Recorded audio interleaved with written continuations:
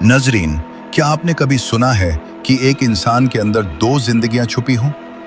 दिन में वही लड़का मस्जिद का सीधा साधा नमाजी और रात में वही लड़का काले जिन्नात और अघोरियों से लड़ता हुआ नजर आए। आज की कहानी एक ऐसे ही राजदार लड़के की है जिसका नाम रैयान था। और शुरुआत ही एक ऐसे हैरान कर देने वाले वाकये से होती है कि आप सुनकर दंग रह जाओगे। एक रात मस्जिद का मुअज्जिन वुजू कर रहा था। सहन में हल्का अंधेरा था, ठंडी हवा चल रही थी। तभी मस्जिद के कोने में उसने किसी को सजदे में पड़ा देखा।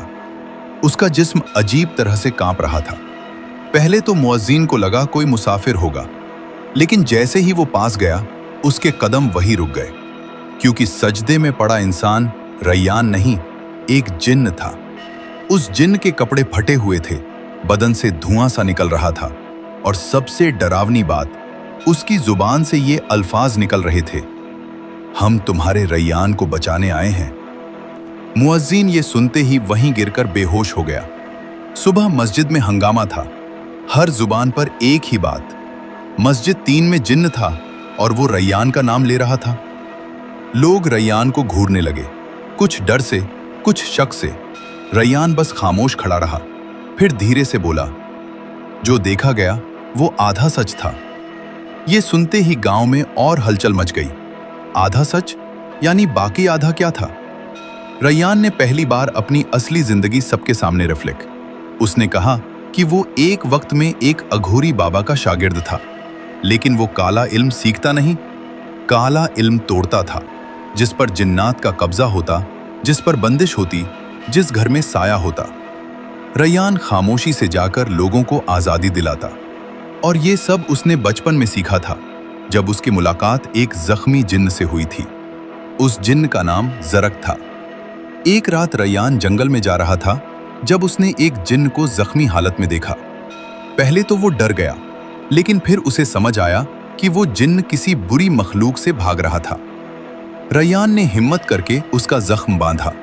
ज़रक ने उसी वक्त कसम खाई, जब तक रैयान जिंदा है हम उसकी हिफाजत करेंगे। उस रात के बाद रैयान हर रात जंगल जाता, जिन्नात से बात करता, बुरी रूहों और अघोरियों से टकराता। एक दिन गांव की एक लड़की मैरा अचानक चीखती हुई गिर पड़ी। उसकी आंखों का रंग नीला पड़ गया था। उसके मुंह से किसी और की आवाज निकल रही थी, इस गांव को हम खा जाएंगे, कोई हमें रोक नहीं सकता। गांव वाले सहम गए। किसी ने कहा, रैयान को बुलाओ, सिर्फ वही कुछ कर सकता है। रैयान आया, उसने मैरा को देखा और तुरंत समझ गया कि यह एक बदरूह है जिसे किसी अघोरी ने भेजा है। रैयान उसे उठाकर बिल्कुल चुपचाप जंगल की तरफ चल दिया। जंगल के बीच एक पुरानी काली गुफा थी, जो एक टूटे हुए मंदिर के नीचे थी। जैसे ही रैयान अंदर गया, हवा भारी हो गई। दीवारें खुद ब खुद गूंजने लगी, रा या ज़रक जिन्न भी साथ था, लेकिन नजर नहीं आ रहा था। गुफा के बीचों बीच एक आदमी बैठा था, पूरी तरह काला, हाथ में खोपड़ी, आंखें जलती हुई। वो अघोरी था। उसने हंसकर कहा, रैयान, तू फिर आ गया, मैं इस लड़की को नहीं छोड़ने वाला। रैयान ने तस्बीह कसकर पकड़ी और आगे बढ़ा। अघोरी ने जमीन पर लाल रेखाएं खींची, मंत्र पढ़े। गुफा कांपने लगी। फिर हवा से एक बदरंग जिन्न निकला, वही जो मैरा पर कब्जा किए हुए था। रैयान ने गहरी सांस ली और कहा, ज़रक, वक्त आ गया। एक तेज धमाके जैसी आवाज हुई और ज़रक सामने आ गया। अघोरी का जिन्न गुर्राता हुआ ज़रक पर टूट पड़ा। गुफा में दोनों जिन्नों की लड़ाई छिड़ गई। अघोरी मंत्र पढ़ता जा रहा था। रैयान मैरा के चारों ओर एक नूरानी दायरा बना रहा था। उस दायरे को छूते ही मैरा चीख उठती, फिर शांत हो जाती, फिर चीखती, जैसे उसके भीतर जंग चल रही हो। अघोरी गुस्से से दहाड़ा, रैयान, तू मेरे काले इल्म को नहीं तोड़ सकता।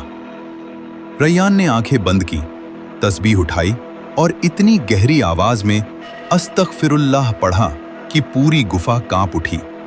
नूर का दायरा फैलता गया और एक बड़े धमाके के साथ बदरूह चीख कर हवा में गायब हो गई। ज़रक ने अघोरी को उठाकर गुफा से